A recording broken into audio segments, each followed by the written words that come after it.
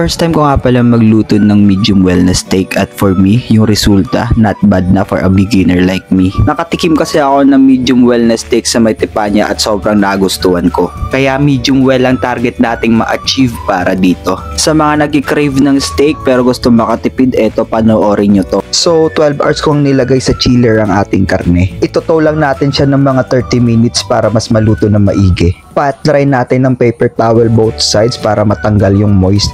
Yung iba gustong kumain ng basa pero dito sa steak ko na to, ayoko yung basa. Yeah boy! Gago!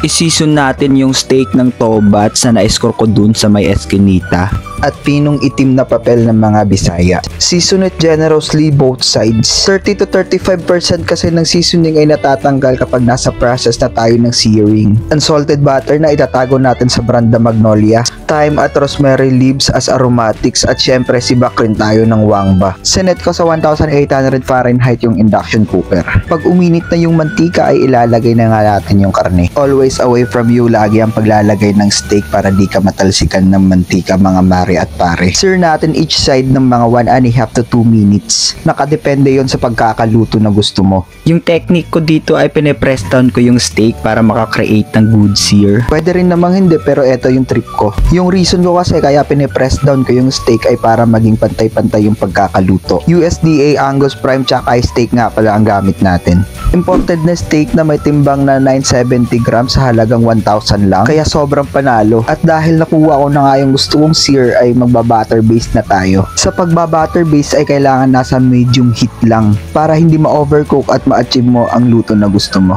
Nagdagdag rin ako ng sibuyas for additional aroma. Butter base lang natin each side ng mga 45 to 60 seconds. After ma-butter base ng steak ay let it rest muna for 5 to 10 minutes. Huwag muna natin gagalawin yung steak after maluto ng mga 5 to 10 minutes. Yung reason kasi neto ay para ma-redistribute yung juice o katas ng steak sa loob at labas. Then after ng 5 to 10 minutes ay pwede mo na siyang chibugin. Kaya sa part na to ako na ay titikim. See? Perfect na medium well. Kaya it's safe to say na hindi lang sa inuman pati sa pagluluto ay meron din akong skill. Magaling kang kupal ka! Kaya di na kailangang dalhin sa mamahaling restaurant partner mo dahil kayang-kaya mo namang gawin sa bahay ko.